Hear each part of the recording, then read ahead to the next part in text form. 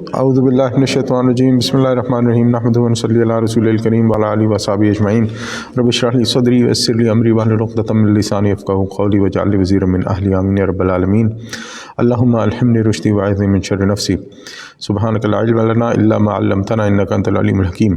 ہم لوگ قرآن کا سلسلہ وار ترجمہ پڑھ رہے ہیں۔ اب آگے جو ہے دراصل ہم لوگ پہلے بورڈ پہ پڑھ رہے تھے، اب اس میں تھوڑا سا معاملہ کچھ ایسا ہے کہ اب جو آگے تفصیلات آ رہی ہیں نا وہ بورڈ پہ سمجھانے سے پہلے ویسے سمجھنی ضروری ہے، کیونکہ اب آگے واقعات آ رہے ہیں بنی اسرائیل کے۔ اب بنی اسرائیل کے جو واقعات ہیں جنہیں جوز بھی کہا جاتا ہے، اب ان کے جو واقعات ہیں ان کو سمجھنے کے دو طریقے ہیں۔ ایک طریقہ یہ ہے کہ ہم یہ دیکھیں کہ یہ ان کے لیے آیات نازل ہوئی تھی اور ان کے لیے یہ فرمایا گیا اور اللہ تعالیٰ ان کے لیے بتا رہا ہے۔ دوسرا اس کا سمجھنے کا طریقہ یہ ہے جو زیادہ ضروری ہے اور جس پہ ہمیں زیادہ فوکس کرنا چاہیے، وہ یہ ہے کہ وہ ہم سے پہلے مسلم امت تھے، ہم سے پہلے جو مسلمان تھے وہ بنی اسرائیل تھے۔ اب اگر اللہ تعالیٰ نے بنی اسرائیل کو قرآن میں ایک بڑا حصہ ان کے لیے اتارا ہے اور انہیں بتایا ہے کہ آپ نے یہ کیا، آپ نے یہ کیا، یہ صحیح نہیں، یہ صحیح نہیں، تو ہمیں اس سے کیا سبق ملتا ہے، ہمیں اس کے لیے کیا کرنا چاہیے؟ تو وہ جو موازنہ ہے نا، اس کے لیے میرا یہ خیال ہے کہ ہم لوگ پہلے اس کو ایک بار بیٹھ کے تفصیل سے پڑھیں گے، سمجھیں گے، اور اس کے بعد انشاءاللہ بورڈ پہ پھر ہم لوگ اس کا موازنہ کریں گے کہ اس جو کہا گیا اس کا کیا مطلب ہے اور اس سے کیا چیز نکلتی ہے۔ تو ہم نے الحمدللہ آیت نمبر 46 تک کر لیا تھا۔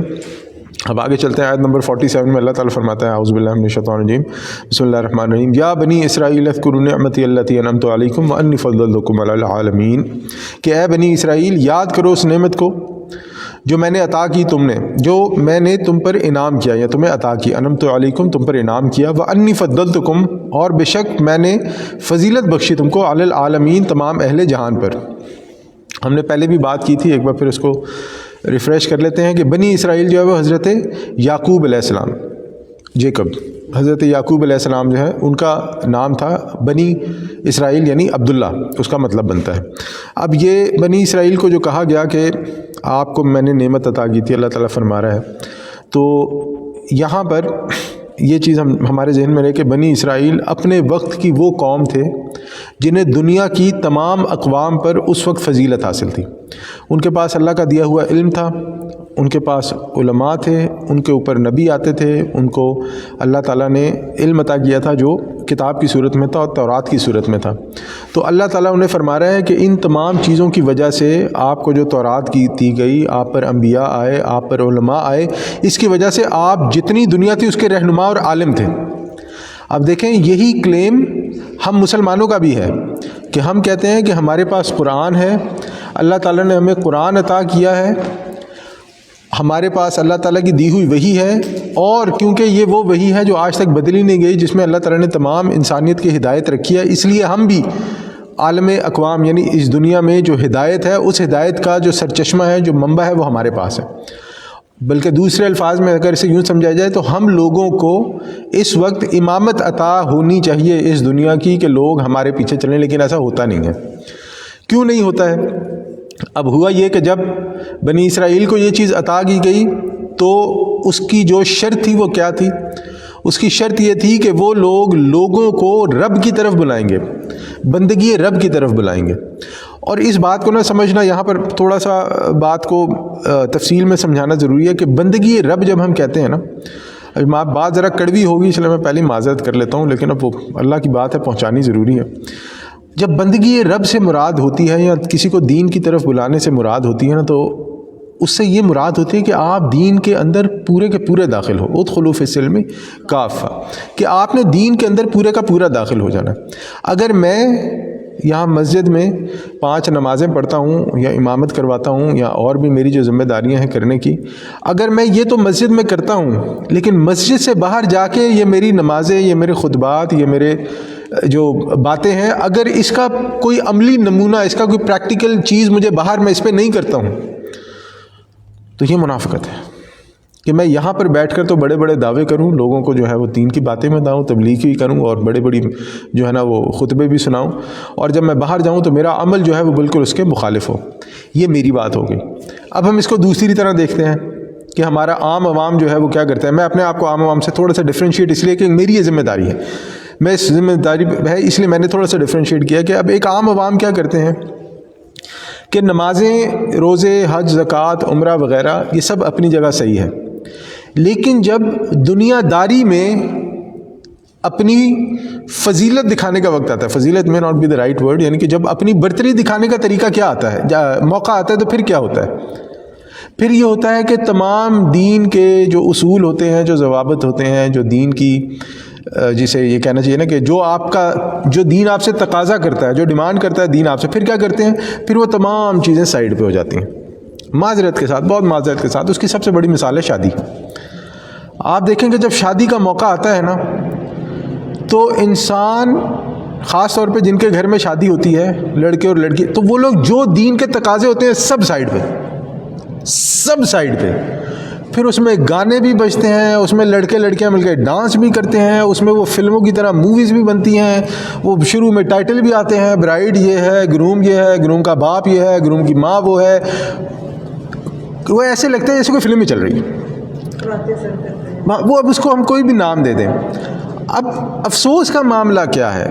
افسوس کا معاملہ یہ ہے کہ یہ تمام چیزیں کرنے کے بعد، اب یہ صحیح ہے یا غلط ہے، اس پہ ایک مختلف بحث ہوتی ہے، یہ یعنی کہ شاید ہی کوئی ہو جو اسے صحیح کہتا ہو، اب یہ صحیح یا غلط کی بحث میں، لیکن جس طرف میں توجہ دلا رہا ہوں کہ بندگی رب کی طرف ہم نے بلانا ہے۔ ہم لوگ اپنے آپ کو کلیم کرتے ہیں کہ ہمارے پاس تمام دنیا کی ہدایت کا منبع قرآن موجود ہے، ہم لوگ یہ ہدایت کرتے ہیں کہ ہم لوگ دنیا کی سب سے فضیلت والی قوم ہے، مسلمان ہیں، ہم چنے ہوئے ہیں، ہم نے اشہد ان لا الہ الا اللہ محمد رسول اللہ کہا ہے، اشہد ان محمد رسول اللہ کہا ہے، تو ہم جنت میں جائیں گے۔ اب آپ دیکھیں کہ اس کلیم میں اور ہماری جو پریکٹیکل لائف ہے اس میں کتنا بڑا فلا ہے، یعنی کتنا بڑا ڈسٹنس ہے۔ اس کی وجہ کیا ہے؟ اس کی جو وجوہات ہے نا، اب یہ ذہن میں رکھیں جو اللہ تعالیٰ ان کو فرما رہا ہے، اس کی وجہ سے ان کو نیچے کیا گیا، امت مسلمہ کے جو ان کو سٹیٹس دیا گیا تھا، اور ہم لوگوں کو تفویض کیا گیا نا، ہم لوگ یہی کہتے ہیں نا، یہ ہم لوگ ہیں مسلمان، سب سے اعلیٰ اور سب سے بہتر قوم۔ اب جو وجوہات اللہ تعالیٰ آگے بیان کر رہا ہے، اب اس پہ ہماری نظر ہونی، اسے ہمارے لیے سمجھنا بہت ضروری ہے کہ کہیں ہم بھی تو اسی رستے پر نہیں چل رہے ہیں جس کی وجہ سے ہم لوگ دن بدن بطور مسلمان، بحیثیت مسلمان، ذلیل سے ذلیل تر ہوتے جا رہے ہیں۔ معذرت کے ساتھ یہ کڑوا سچ ہے، چاہے ہم کچھ بھی کہیں، ہم دوسروں کی تو بات ہی نہیں کرتے نا، مسلمان کنٹریز کی بات کر لیتے ہیں کہ کیا ہو رہا ہے، اور مسلمان کنٹریز میں بھی دوسروں کو سب سے پیچھے چھوڑ کے میں اپنے ملک کی بات کرتا ہوں کہ میرے ملک کا کیا حال چل رہا ہے، کہ ہم لوگ کہتے ہیں کہ ہم نے پاکستان جو ہے وہ اسلام کے نام پہ حاصل کیا ہے، پاکستان کا مطلب کیا، لا الہ الا اللہ محمد رسول اللہ، اور وہاں پر جو اسلام کے ساتھ حال ہوتا ہے اور جو معاملات ہوتے ہیں، ہم لوگ اس میں نہیں جا رہے کس کی غلطی ہے کس کی غلطی نہیں، ہم لوگ بحیثیت قوم اس کی بات کر رہے ہیں کہ یہ موازنہ ہمارے ذہن میں ضرور ہونا چاہیے کہ اللہ تعالیٰ جب یہاں پہ فرما رہا ہے کہ یا بنی اسرائیل اذکروا نعمتی التی انعمت علیکم، کہ یاد کرو میں نے تمہیں جو نعمت عطا کی تھی، تو اب یاد کریں اللہ تعالیٰ نے جو ہمیں نعمت عطا کی ہوئی ہے اور فضیلت دی تھی ان کو، اور ہم یہ کہتے ہیں کہ ہمیں فضیلت دی ہوئی ہے۔ ان کے پاس بھی علماء تھے، ہمارے پاس بھی علماء ہیں، ان کے پاس تورات تھی، ہمارے پاس قرآن ہے، ان کے پاس انبیاء آتے تھے، نبی صلی اللہ علیہ وسلم نے فرمایا کہ میرے علماء جو ہیں وہ، یعنی میرے امت کے علماء جو ہیں وہ انبیاء کے ورثاء میں سے ہیں۔ ہم لوگ یہ کلیم کرتے ہیں کہ قرآن کی آج تک قرآن میں کوئی تبدیلی نہیں ہوئی، قرآن ہمارے پاس من و عن ویسے کا ویسا محفوظ ہے۔ ان تمام چیزوں کے بعد مسلمانوں کے زوال کی وجوہات کیا ہیں، ہمارے ذلیل ہونے کی وجہ کیا ہے، یہ ذہن میں رکھتے ہوئے اگر ہم انہیں پڑھیں گے تو ہمارے لیے آسانی رہے گی۔ انفارمیشن کے لیے کہ بنی اسرائیل کے جو سب سے پہلے نبی تھے حضرت یوسف علیہ السلام تھے، کیونکہ حضرت یعقوب کے جو 12 بیٹے تھے ان سے بنی اسرائیل شروع ہوئے، تو جو بنی اسرائیل میں سب سے پہلے نبی تھے وہ حضرت یوسف علیہ السلام تھے، اور سب سے آخری کوئی گیس کرے گا؟ حضرت عیسیٰ علیہ السلام۔ ہاں جزاک اللہ خیر، حضرت عیسیٰ علیہ السلام جو ہے ان کے سب سے آخری نبی تھے۔ اب سوری، نبی صلی اللہ علیہ وسلم نے اس پر توجہ دلانے کی ایک وجہ اور بھی ہے کہ نبی صلی اللہ علیہ وسلم نے ایک حدیث میں فرمایا، سنن ابن ماجہ کی حدیث ہے، نبی صلی اللہ علیہ وسلم نے فرمایا کہ ہمارے مسلمانوں کے متعلق اس کا مفہوم بیان کر رہا ہوں کہ مسلمانوں کا حال بھی اس سے پہلے جو اقوام گزری ہیں ان کے جیسا ہوگا۔ پھر نبی صلی اللہ علیہ وسلم نے فرمایا کہ جیسے ایک ہاتھ دوسرے کے مشابہ ہے، ایک بالش دوسرے کے مشابہ ہے، اسی طرح ایک جوتا دوسرے جوتے کے مشابہ ہوتا ہے، ایسے نبی صلی اللہ علیہ وسلم نے مثالیں دے کے فرمایا کہ اسی طرح تم لوگ بھی ان کی مشابہت اختیار کرو گے۔ ان میں سے اگر کوئی سانڈے کے بل میں گھسا ہوگا تو تم لوگ بھی کوشش کرو کہ ہم بھی ان کے جو ہے نا وہ بل میں گھسیں.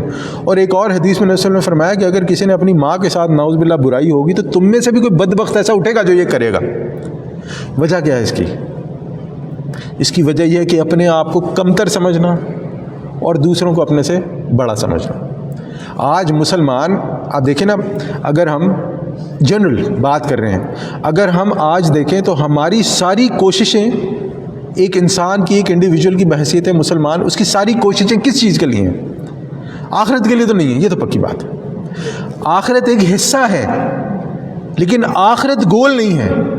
ہاں اب اسے گھما پھرا کے لپیٹ کے کوئی کچھ کہہ دے تو ہم کسی کی نیت پہ شک نہیں کر سکتے, لیکن اگر ہم اپنے ارد گرد دیکھیں جس طرح کے معاملات ہوتے ہیں, آپ شروع ہو جائیں نا کہ انسان کو زندہ رہنے کے لیے کاروبار, نوکری کو پیشہ کرنا پڑتا ہے نا, اس سے شروع ہو جائیں کہ وہ کیسے کیا جاتا ہے, کس کی طرز پہ کیا جاتا ہے, کن اصولوں پر کیا جاتا ہے, بچوں کی تربیت کس طرز پہ کی جاتی ہے, ان کو کیا سکھایا جاتا ہے, کیا پڑھایا جاتا ہے, کیا بتایا جاتا ہے کہ تم نے آگے کیا بننا ہے, کہ تمہارا گول آگے کیا ہوگا, تم نے جو کمائی کرنی ہے وہی تمہارا گول ہے, تم نے شادی کس سے کرنی ہے, تمہارے بچے کیسے ہونے چاہیے تمہاری. اس میں آخرت کہاں پر ہوتی ہے؟ اس میں آخرت ہوتی ہے کہ بچے کو قاری صاحب سے قرآن پڑھا دیا جاتا ہے, تجوید سکھا دی جاتی ہے, صورتیں یاد کروا دی جاتی ہیں, دعائیں یاد کروا دی جاتی ہیں, اس کے بعد اللہ اللہ خیر تعالیٰ ہو گیا دین پورا. اب جب وہ بچہ یہ دین سیکھ کر, اب دیکھیں ہم نے تو اپنی طرف سے کام کر دیا جو کرنا تھا, اب جب وہ بچہ یہ دین سیکھ کر پریکٹیکل دنیا میں آتا ہے تو وہ کیا کہتا ہے؟ وہ کہتا ہے یہ میرے ماں باپ نے کون سا دین سکھایا, اس سے مجھے کیا فائدہ ہے؟ اتنی رات کو سونے سے پہلے دعا پڑھ لو, اللہ بسم کا منہ تو آیا, اس میں کون سے جادو ہو گیا؟ صبح اٹھو تو دعا پڑھ لو, اس میں کون سے جادو ہو گیا؟ باتھ روم جانی ہے تو دعا پڑھ لو, نہیں یہ کیا ہے؟ یہ کون سا دین ہے؟ ہم لوگ خود بھی جو دین کے پریکٹیکل اسپیکٹس ہیں, جو دین کی پریکٹیکل چیزیں ہیں, اس سے نہ بلد نہ واقف, اپنے بچوں کو بھی نہیں سکھاتے. اور اس کے بعد جو لوگ دنیاوی طور پر ہم سے زیادہ ترقی یافتہ ہیں وہ ہمارے آئیڈیل اور ماڈل بن جاتے ہیں. ایک تجربہ کریں, آج گھر جا کے نا تجربہ کریں کہ اپنے بچوں سے بولیں کہ ہمیں 10 صحابہ کرام کے نام بتاؤ, صرف 10, 4 تو پتہ ہی ہوں گے جو خلیفہ ہوتے ہیں نا, باقی 6 پریکٹیکل کریں اپنے, اور آپ کو پتہ لگ جائے گا کہ ہم کہاں پر کھڑے ہیں. تو یہ نبی صلی اللہ علیہ وسلم نے فرمایا, تو صحابہ نے پوچھا کہ آپ کی مراد یہودیوں اور عیسائیوں سے؟ تو نبی صلی اللہ علیہ وسلم نے فرمایا اور کون؟ یہی آپ جن کی پیروی کرو گے. اور آپ دیکھیں کہ 1400 سال پہلے کی ہوئی بات آج پھر میں وہ کہتا ہوں, ایک انسان کو تو آپ چھوڑیں کہ آج کا مسلمان, پھر میں اپنی کنٹری کی بات کرتا ہوں, 75 سال ہمارا جسٹس سسٹم گوروں کا دیا ہوا, آج تک اپنا نہیں بنا سکے. ہمارا جو گورننگ سسٹم گوروں کا دیا ہوا, آج تک اپنا نہیں بنا سکے. مسلمان 1 بلین ہے شاید اس دنیا میں, آج تک اپنا کوئی اسلامک فائنانس سسٹم ڈیولپ نہیں کر سکے. آج بھی ہم اسلام کے نام پہ, آج بھی ہم جو بینکنگ سسٹم استعمال کرتے ہیں وہ کس کا بنایا ہوا ہے؟ وہ غیر مسلموں کا بنایا ہوا ہے. کس پر بیس کرتا ہے؟ پورے کا پورا سود پر بیس کرتا ہے. 1 بلین مسلمان, شرم سے مر نہیں جانا چاہیے کہ ہم لوگ اتنی پڑھائیاں کر کے, اتنا وہ کر کے, کیا ہے اس کا رزلٹ؟ غلامی. دیکھیں نا, اپنے بچوں کو ہمیں ڈاکٹر بنانا چاہیے, انجینئر بنانا چاہیے, لائر بنانا چاہیے, کالج, اپنے بچوں کو ہمیں یہ تعلیم دینی چاہیے, اور اس تعلیم کے ساتھ ہمیں انہیں یہ شعور دینا چاہیے کہ بیٹے یہ سیکھو تاکہ تمہیں پتہ لگے کہ ان چیزوں کو اسلامائز کیسے کرنا ہے, اسلام میں اس کا کیا حکم ہے. اگر آپ کے پاس ایک جگہ کمرشل بینک موجود ہے تو اسلام میں اکانومی سسٹم کیا ہے؟ دیکھیں ایک چیز میں اور یہاں پہ توجہ دلانا, ایک ہوتا ہے کہ آپ کے پاس ایک سسٹم موجود ہے, آپ اس میں تاش خراش کر کے اس کو اسلامی بنا دیتے ہیں. اس کا مطلب کہ آپ کوشش کر رہے ہیں کہ کوئی چیز اچھی ہو جائے, الحمدللہ, لیکن کیا اسلام اتنا گیا گزرا ہے کہ آپ کو دوسرے سسٹم لے کے ان کو کاٹ پیٹ کر کے اپنے مطلب سے بنانا پڑے گا؟ آپ کے پاس اپنا سسٹم نہیں ہے. یعنی حضرت ابو بکر سے لے کر حضرت علی رضی اللہ تعالیٰ عنہ تک اتنی بڑی مسلمانوں کے پاس جو ہے وہ سلطنت تھی, اتنا کچھ کہ اس میں نہیں تھا, کوئی فائنینشیل سسٹم نہیں تھا اس میں مسلمانوں کے کوئی جو ہے وہ گورننگ ایشوز نہیں تھے, ان میں مسلمانوں کے پاس کوئی کچھ نہیں تھا. کیا وہ بالکل جسے کہتے ہیں نا وہ گرے پڑے لوگ تھے کہ انہیں کچھ پتہ نہیں تھا. حضرت عمر کا جو فلائی سسٹم تھا بالکل ان لوگوں نے دیا ہوا بہت کچھ. ہاں وہ ہم تفصیل میں جائیں تو بہت کچھ. ایک وقت ایسا تھا کہ کوئی زکوٰۃ دینے والے تھے, لینے والے. اب اگر دیکھا جائے, دیکھیں ہم سب کو یہ باتیں پتہ ہے نا, لیکن مسئلہ یہاں پر یہ ہوتا ہے کہ یہ باتیں پتہ ہونے کے باوجود ہمارے دل میں جو ہے نا ایک کسک ہوتی ہے کہ یار پتہ نہیں پریکٹیکل ہے کہ نہیں ہے، پتہ نہیں آج چلے گا یا نہیں چلے گا، پتہ نہیں میں یہ کر سکوں گا یا نہیں کر سکوں گا، ہم نہیں کر سکتے یہ ہمیں فلاں کرے فلاں کرے گا ڈھمانا کرے گا. ایکچولی اسلام ایکسکیوز می میں بات جی جی جی جی بالکل ضروری ہے، ایکچولی اسلام ایک لائف سٹائل ہے، ایسے ہی ہے. ٹھیک ہے، وہ ہمارے نہ گھروں میں نہ ہمارے معاشرے میں ہے. آپ جتنا بھی کر لیں، کچھ لوگ ہیں جو بالکل بل پردہ اور گھروں میں، اور وہ جو ہے وہ معاشرے سے کٹے ہوتے ہیں، وہ لوگ معاشرے سے انہیں کاٹ دیا جاتا ہے. لوگ وہ کاٹ اس لیے جاتے ہیں کہ آپ شادی وغیرہ میں بلائیں، برتھ ڈے پارٹیز میں بلائیں، کوئی آپ سوشل ایکٹیویٹی، وہ بیچارے نہیں آتے کہ آپ اچھا اب ان سے بیچ نہیں کرتے. میں نے یہاں پہ میں یہاں پہ آپ کو روکوں گا نا. دیکھیں آپ نے برتھ ڈے پارٹی اور اس کو نا سوشل ایکٹیویٹی کہہ دیا. یہ سوشل ایکٹیویٹیز کیا ڈیفینیشن ہے سوشل ایکٹیویٹی؟ بنی ہوئی یہ روایت، یہی روایت ہے. نہیں دیکھیں رسم و رواج ہمارے دین کے اوپر. دیکھیں میں نا آپ کی توجہ اسی طرف دلا رہا ہوں کہ ایک چیز یاد رکھیں، یہ تمام چیزیں جو ہیں یہ میں نے اور آپ نے ہی سدھارنی ہے.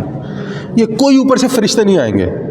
یہ میں نے اور آپ نے اپنے بچوں کو سکھانی ہے کہ بیٹے جب ہم باہر نکلیں گے تو یہ چیز صحیح ہے اور یہ چیز غلط ہے. ہندو کی رسمیں جو بھی چیزیں ہیں نا، ہم یعنی نام کی بجائے اگر ہم اس کو ایسے دیکھیں نا کہ بیٹے یہ تمام چیزیں ہیں اور یہ دین ہے. یہ آپ کے پاس کسوٹی ہونی چاہیے دین، کہ جو بھی آپ کو دنیا میں ملتا ہے اس دین کی کسوٹی پہ پرکھو. اس پہ پورا اترتا ہے تو ٹھیک ہے، اس پہ پورا اترتا ہے نہیں اترتا ہے تو چھوڑ دو. بتائیں ایمان سے ہم میں سے کتنے لوگ ایسا کر سکتے ہیں؟ ہمارے خاندان کی پہلی شادی تھی جس میں میں نے کہا کوئی رسمیں نہیں. بہت مخالفت ہوئی، لیکن الحمدللہ وہ ایسا ٹرینڈ بنا کہ اس کے بعد جتنی شادیاں ہوئی اس میں بہت ساری رسمیں کم ہو گئیں. نہیں بھی ہوئی، جہاں نہیں ہوئی وہاں نہیں ہوئی.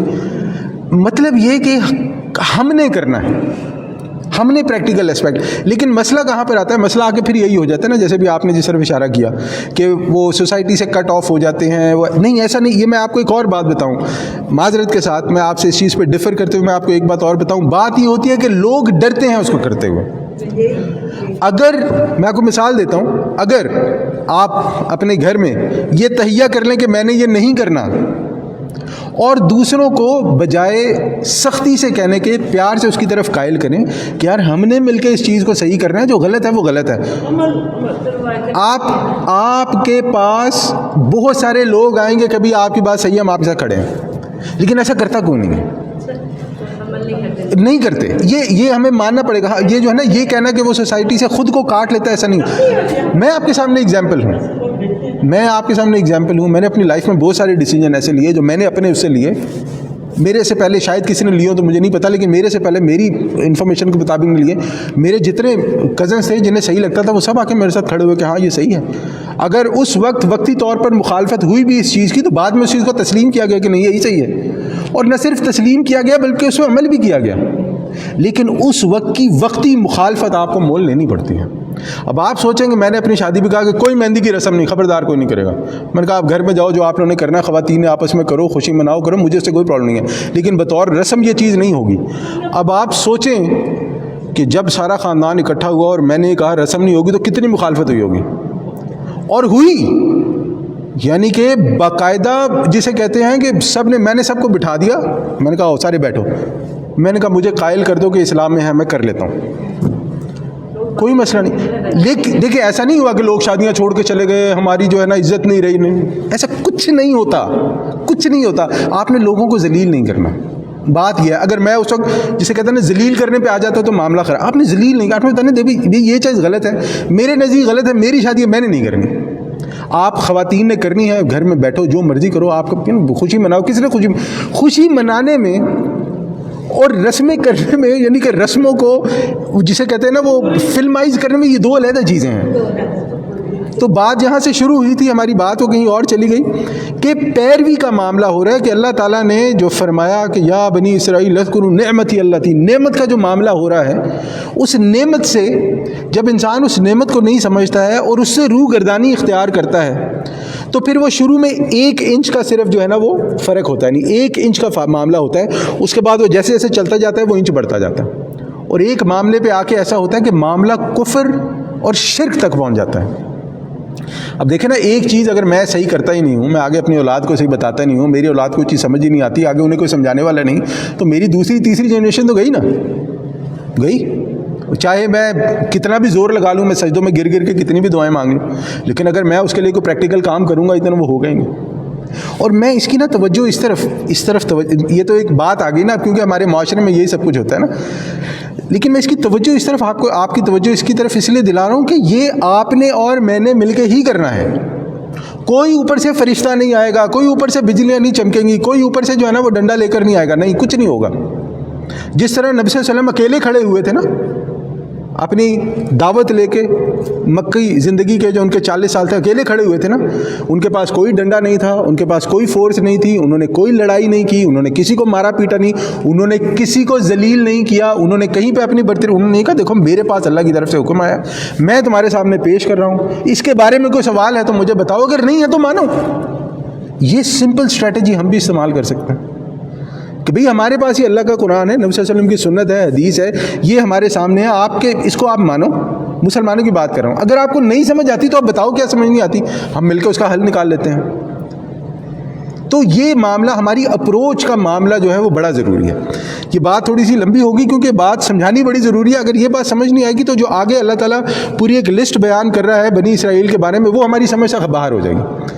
اب ایک چیز اور، جب اللہ تعالیٰ کہتا ہے اذکروا نعمتی اللتی انعمت علیکم، ہم نے بات کی کہ ان پر انبیاء بھیجے گئے، تورات تھی، اللہ تعالیٰ نے پھر ان کے ساتھ جو بھی آگے کیا۔ اب اگر ہم دیکھیں تو نبی صلی اللہ علیہ وسلم کے پاس جو مسائل تھے، نبی صلی اللہ علیہ وسلم کے ٹائم پہ جو مشکلات تھیں، جو ان کو پریشانیاں تھیں، اس کے بعد سے لے کے بہت عرصے تک، تقریباً 1900 تک، وہ مسلمان ایک بہت اچھی سٹیٹ میں تھے، مسلمان ایک بہت اچھی حالت میں تھے، لیکن پھر اس کے بعد ظاہری بات ہے وہ زوال تو ہوتا رہا، لیکن اس کے بعد آج تک جو ہم یہاں پر پہنچے ہیں، وہ فضیلت ہم سے کیوں چھین لی گئی یہ سمجھنا بہت ضروری ہے۔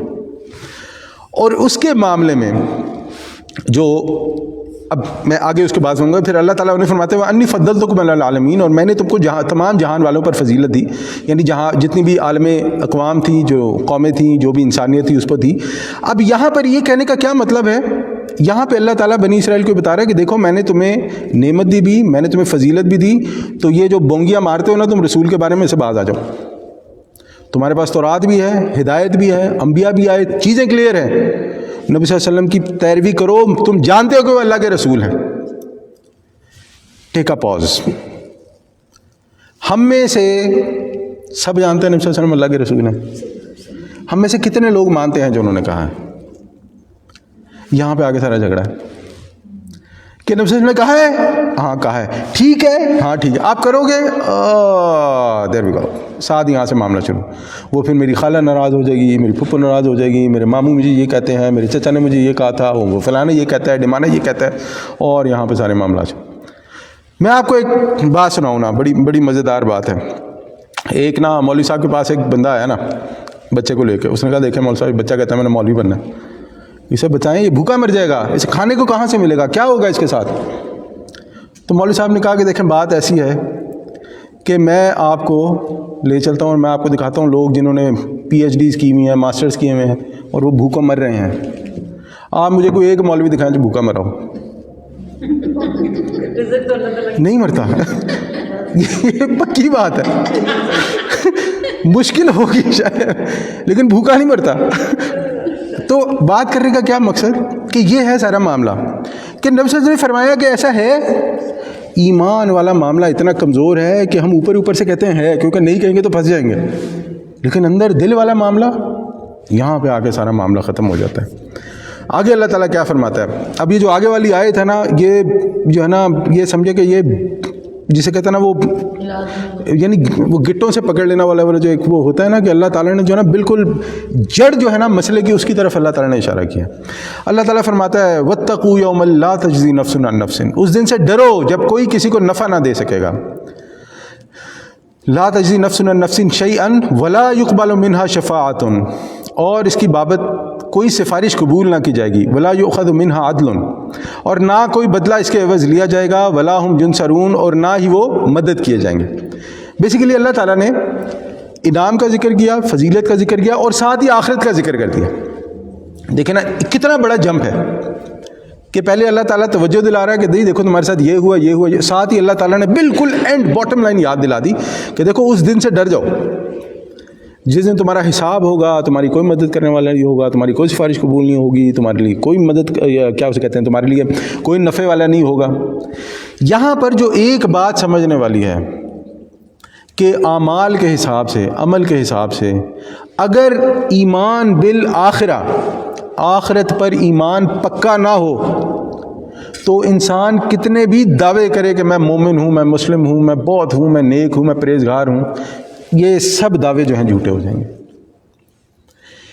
عمل کے اعتبار سے سب سے مؤثر، سب سے زیادہ جو اثر کرنے والی چیز ہے وہ ایمان بالآخرہ ہے۔ اگر ایمان بالآخرہ نہیں ہے، اگر انسان کو اس چیز کا 100% یقین نہیں ہے کہ میں نے مرنے کے بعد جواب دینا ہے، اس میں تبدیلی نہیں آ سکتی، یہ بات لکھ کے رکھیں۔ اور جب اس میں ضعف آتا ہے، جب ایمان بالآخرت کے بارے میں انسان میں کمزوریاں پیدا ہونی شروع ہوتی ہیں، تو اس کا سب سے بڑا، جو سب سے پہلا ایفیکٹ ہوتا ہے اس کا، وہ کیا ہوتا ہے؟ ہم سید، ہمیں کون مارے گا، ہم نے کہاں جانا ہے، نبی کی اولاد میں سے ہیں، ہمیں کون جہنم میں بھیجے گا۔ نہیں تو اولیاء سے نسبت، زہداء سے نسبت، جو صلحاء ہیں، جو صالح لوگ ہیں، ان سے نسبت، میرا تو باپ جو ہے وہ فلانا تھا، میرے تو انکل فلانے تھے، ہماری تو وہ پیروں سے اس سے چل رہی ہے۔ جب ان چیزوں، یعنی کہ جب ایمان بالآخرت پر آپ کا ایمان کمزور ہوتا ہے تو آپ کا اعتقاد اللہ تعالیٰ سے ہٹ کے مخلوق پہ چلا جاتا ہے، اور یہیں سے وہ شرک شروع ہوتا ہے جس کی طرف شیطان انسان کو لے کے جانا چاہتا ہے۔ کہ بھئی آپ دیکھیں، اب جیسے میں عموماً مثال دیتا ہوں کہ حضرت نوح علیہ السلام کی قوم میں شرک ایسے ہی شروع ہوا نا، کہ ان کے نیک بندے جب فوت ہو گئے تو جو آگے آنے والے تھے، شیطان نے آ کے انہیں بہکایا کہ بھئی وہ جو تمہارے پہلے والے اتنے نیک بندے تھے انہیں یاد نہیں کرتے ہو، کیسے تم لوگ ہو؟ انہوں نے یاد کرنا شروع کیا۔ اس سے اگلی نسل آئی، شیطان نے کہا وہ تمہیں یاد کرتے تھے، تمہیں کیسے پتہ وہ کون تھے؟ ان کی تصویریں بناؤ، تصویریں بن گئی۔ تیسری نسل آئی، شیطان نے کیا بہکایا؟ اس نے کہا یہ تصویریں کیا ہیں، تم کہاں رکھتے ہو ان کو؟ سجا کے رکھو، تمہارے اتنے لوگ ہیں، تم کیسے ان کی بے ادبی کرتے ہو؟ تصویریں اوپر چلی گئیں۔ اگلی نسل آئی تو شیطان نے کیا کہا؟ شیطان نے کہا یہی تو تھے جن سے مانگتے تھے، تم لوگ کیسے لوگ ہو کہ ان کو ہی بھول گئے ہو؟ اب دیکھیں کیسے، جب ایمان بالآخرہ، جو اصل اللہ تعالیٰ سے آپ کو، اللہ تعالیٰ کی جو اصل تعلیمات ہے، جب آپ اسے پیچھے ہٹے تو step by step by step by step کرتے کرتے معاملہ بالکل خراب۔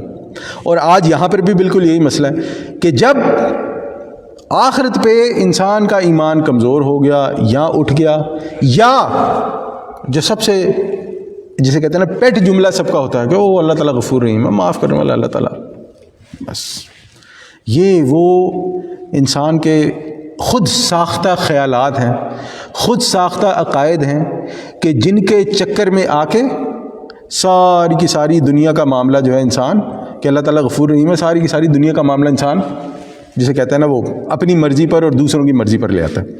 تو اس آیت میں اللہ تعالیٰ نے 4 اعتبار سے جو آخرت ہے اس کے محاسبے کا ذکر کیا ہے کہ کوئی کسی کو نفع نہ دے سکے گا، کوئی سفارش قبول نہ ہوگی، کوئی کسی کو بدلہ نہیں دے سکتا ہے، اور کوئی مدد نہیں کی جائے گی۔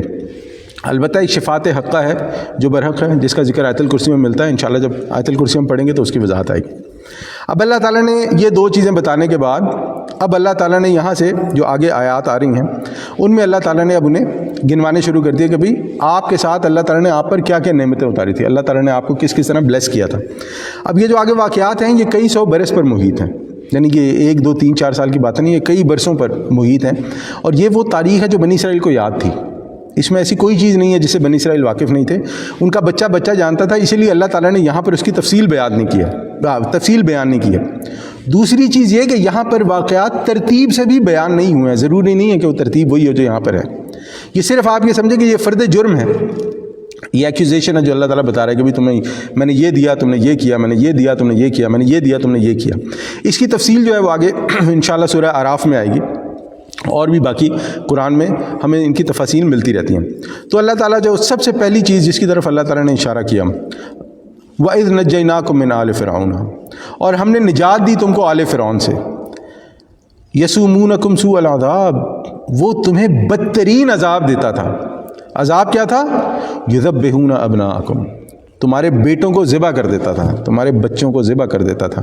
وَيَسْتَحْيُونَ نِسَاءَکم، اور تمہاری عورتوں کو زندہ رکھتا تھا۔ وَفِي ذَلِكُمْ بَلَاءٌ مِّن رَبِّكُمْ عَظِيمٌ، اور اس میں تمہارے لیے سخت آزمائش تھی تمہارے رب کی طرف سے۔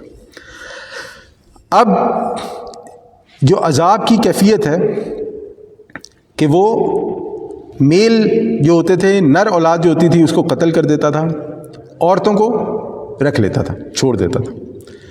یہ صرف سوچنے سے ہی کہ اگر کسی پر یہ گزرے تو انسان کسے کہتے ہیں نا، وہ لرزہ طاری ہو جانے کافی ہے کہ اس کے سامنے اس کے بچوں کو قتل کر دیا جائے پیدا ہوتے ہی. اور پھر یہ بھی اس کو رہے کہ جو عورتیں ہیں ان کو چھوڑ دیا جائے. پھر عورتوں کے ساتھ کیا کیا ہوگا وہاں پر، یہ کوئی گیس کرنا کوئی بڑی مشکل بات نہیں ہے. اب اس کو ہم سب جانتے ہیں ہوا کیا تھا کہ ایک نجومی نے یہ پیش گوئی کرتی تھی فرعون کے سامنے کہ بنی اسرائیل میں سے ایک بچہ پیدا ہوگا کہ جو تمہاری سلطنت کا بیڑا غرق کرے گا، نہیں جس کی وجہ سے تمہاری بادشاہی ختم ہو جائے گی. تو یہ سن کر اس نے حکم دیا کہ اسرائیلی جتنے بھی بچے پیدا ہوں گے میل سب کو قتل کر دیا جائے. تو اب وہ جب شروع ہو گیا قتل ہونا تو پھر کسی نے کہا کہ بھئی اگر آپ ایسے سب مردوں کو قتل کر دیں گے تو ہماری غلامی کون کرے گا. اب وہ دیکھیں نا جب عقل پہ پردہ پڑے، نہیں جسے کہتے ہیں نا وہ بے وقوفی، کہ اس نے کہا ٹھیک ہے پھر ایسے کریں گے 1 سال ماریں گے 1 سال چھوڑ دیں گے. یعنی کہ اب اس کی کیا گارنٹی ہے کہ جس سال چھوڑ دیں گے اس دن نہیں پیدا ہو گئے جس سال ماریں گے. بہرحال ہم تو ہوا یہ کہ پھر حضرت موسیٰ علیہ السلام اسی سال پیدا ہوئے جس سال مارنے والا سال تھا، جس سال بچوں کو قتل کیا تھا، لیکن حضرت موسیٰ کو اس میں سے بچا لیا گیا. اس کی تفصیل انشاءاللہ سورہ طٰہٰ میں اور سورہ قصص میں آئے گی، ہم اس وقت وہاں پر بات کریں گے. تو اللہ تعالیٰ فرماتا ہے کہ یہ 2 عذاب وہ تم کو دیتا تھا، اور یہ 2 عذاب اتنے بڑے ہیں کہ تم یاد کرو کہ میں نے اس فرعون سے تم کو نجات دی تھی. اور پھر اس کے بعد تو اس فرعون کے ساتھ کیا کیا، وَإِذْ فَرَقْنَا بِكُمُ الْبَحْرَ، اور جب پھاڑ دیا ہم نے تمہارے لیے بحر، سمندر یا دریا، اس کی دونوں طرح سے وہ کی گئی ہے. وَأَغْرَقْنَا آلَ فِرْعَوْنَ، اور غرق کر دیا ہم نے آل فرعون کو. وَأَنْتُمْ تَنظُرُونَ، اور تم دیکھ رہے تھے. اب دیکھیں یہاں پہ اللہ تعالیٰ جب انہیں یاد دلا رہا ہے تو یہاں پہ اللہ تعالیٰ نے بڑی خوبصورت بات کی، بڑا ناری جسے کہتے ہیں نا نازک نقطہ بیان کیا کہ اور تم لوگ دیکھ رہے تھے. یعنی کہ یہ کوئی ایسی انہونی بات نہیں تھی، یعنی کہ معجزہ اللہ تعالیٰ کی طرف سے تھا، لیکن یہ تمہارے لیے کوئی ایسی بات نہیں تھی کہ تم کہو گے وہ ہم نے اپنے بڑوں سے سنا، اپنے فلانوں سے سنا، ہم نے ڈیمانڈ سنا. تم دیکھ رہے تھے، تمہارے ہوتے ہوا ہے. اب یہاں پر سب سے پہلی بات تو یہ کہ جو سمندر کا پھٹنا تھا یہ ایک معجزہ تھا جسے میریکل کہتے ہیں. اس کے بارے میں ہمیں یہی عقیدہ رکھنا چاہیے. اور اس کا بھی جو معاملہ ہے وہ کچھ ایسے ہوا کہ جب اب جیسے میں نے کہا نا کہ وہ سیکوینس میں نہیں ہے بات، تو حضرت موسیٰ کو حکم دیا گیا کہ بھئی ایسا ہے کہ اب آپ بنی اسرائیل کو لے کے نکلو یہاں سے. اب جو ہے نا وہ فرعون والا معاملہ ختم ہو گیا، اب آپ اس کو لے کے نکلو.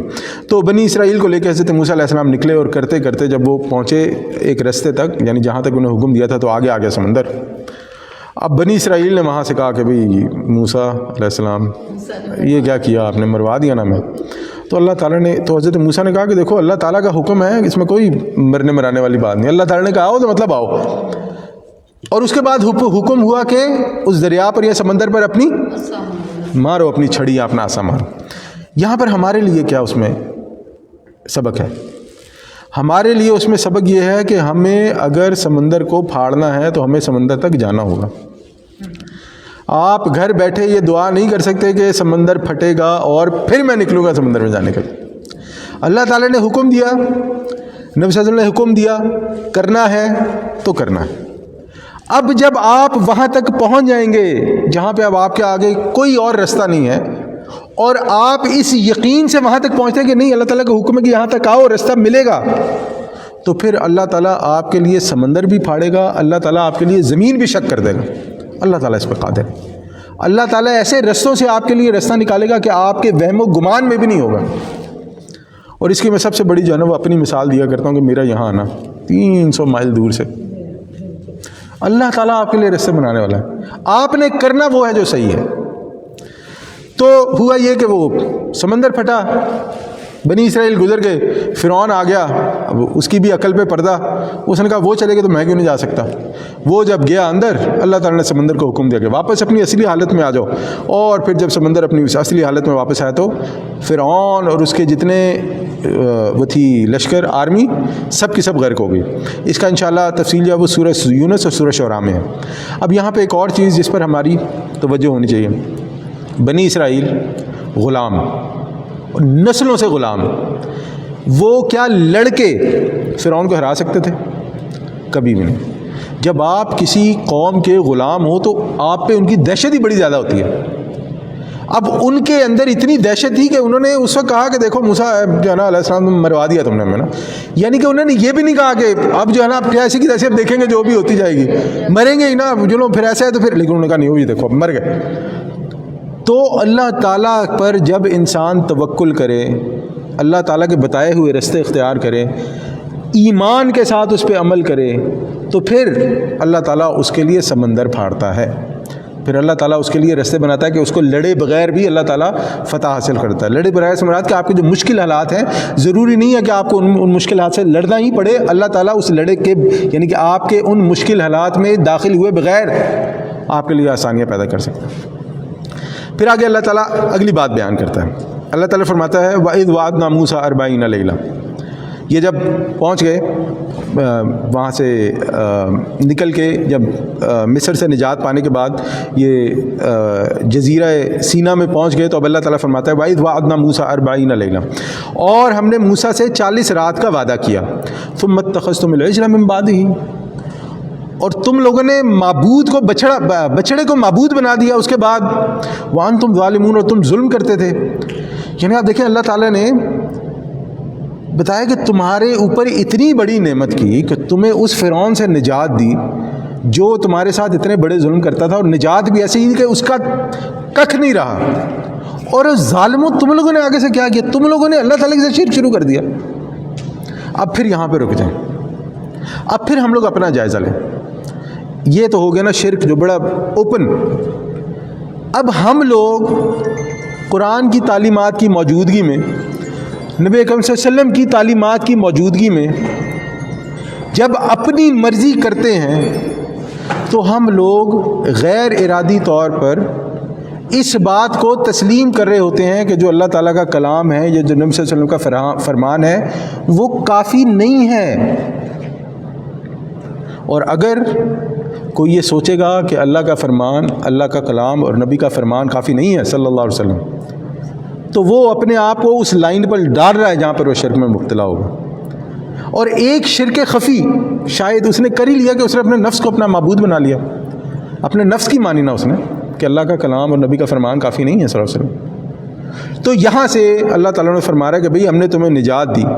اب ہوا یہ کہ حضرت موسیٰ علیہ السلام کو بلایا گیا کوہ طور پر 40 دن کے لیے، اور وہاں پہ انہیں عطا کی گئی تورات، انہیں ٹیبلٹس دی گئیں جس پر سب کچھ لکھا ہوتا، اور ان کی وہ شریعت تھی، ان کے قوانین تھے، اور عملی زندگی میں انہوں نے کیسے گزارنا ہے ان کی ہدایات تھیں۔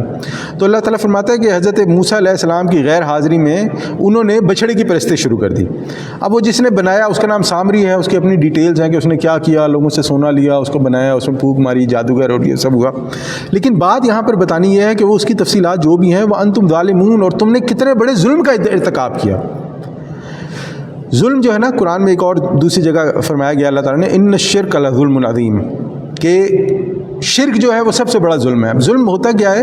ظلم کا مطلب یہ ہوتا ہے کہ آپ کسی بھی چیز کا جو مرتبہ ہے، جو اس کی اصل چیز ہے، اس کو گھٹا کر کسی چیز کے قریب کر دیں، یا اس کو بڑھا کر اس کا جو لیول ہے اسے اونچا کر دیں۔ تو نعوذ باللہ اگر یہ اللہ تعالیٰ کے ساتھ کیا جائے تو یہ ظلم ہے کہ اللہ تعالیٰ کا جو درجہ ہے اسے گھٹا دیا جائے، یا کسی کا درجہ بڑھا کر اللہ تعالیٰ کے قریب کر دیا جائے۔ تو اللہ تعالیٰ نے فرمایا کہ یہ وہ مکروہ ترین شرک تم نے کیا ہے، بچھڑے کو اپنا معبود بنا کر۔ اب یہاں پر ایک یہ سوال پیدا ہوتا ہے کہ یہ آیا کہاں سے، یعنی بچھڑا ہی کیوں؟ تو اگر ہم آج بھی دیکھیں، اور ہندوازم میں پایا جاتا ہے کہ گائے جو ہے وہ ان کا ایک بڑا مقدس قسم کا جانور ہے۔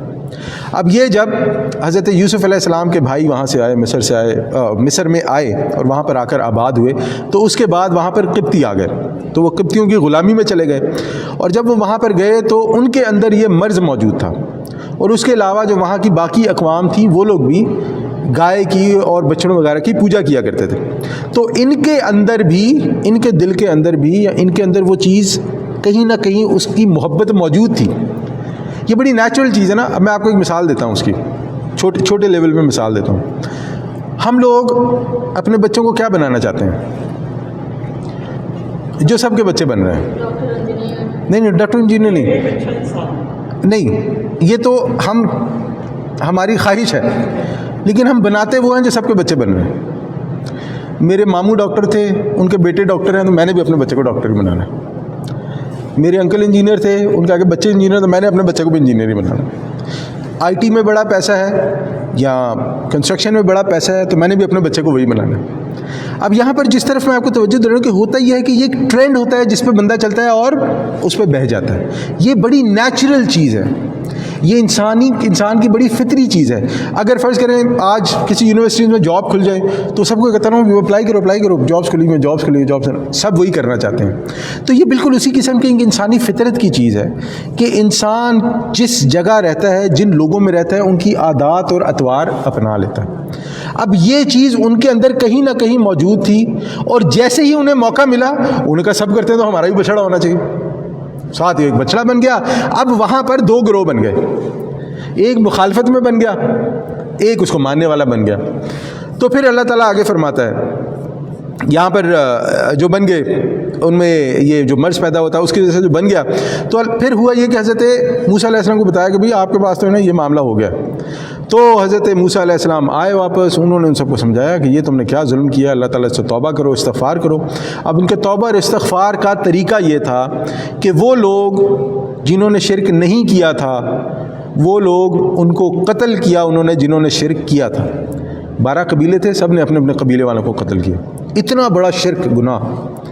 اس کے بعد ان کی وہ توبہ قبول ہوئی، یعنی کہ جو مر گئے جن کا قتل ہوا وہ ان کی توبہ کا قبول ہونا تھا. اور اللہ تعالیٰ فرماتا ہے ثم عفونا عنکم من بعد ذلک لعلکم تشکرون، اور اس کے باوجود، اور ہم نے باوجود اس کے پھر بھی تمہیں معاف کر دیا تاکہ تم شکر گزار بن جاؤ. تو اس بچڑے کی پوجا کے بعد اللہ تعالیٰ نے چھوڑ دیا، ان کا خاتمہ نہیں کیا، ان کو معاف کر دیا، اور ان کی نسل آگے بھی چلتی رہی. تو ہم لوگ انشاءاللہ آج کی اپنی بات جو ہے وہ یہیں تک ہی رکھیں گے، اور اگلی بار جو ہے نا انشاءاللہ ہم لوگ یہیں سے کنٹینیو کریں گے. تو یہ ہو گیا آیت نمبر 52 الحمدللہ. تو اگر یہاں تک آپ لوگوں کے ذہن میں کوئی سوال ہو، کچھ آپ نے پوچھنا ہو تو پوچھ لیں. اور وہ کمپیریزن ضروری تھا، اس میں جو بھی باتیں آئیں اللہ تعالیٰ خیر و عافیت والے معاملات فرمائے انشاءاللہ. وآخر دعوانا الحمدللہ رب العالمین.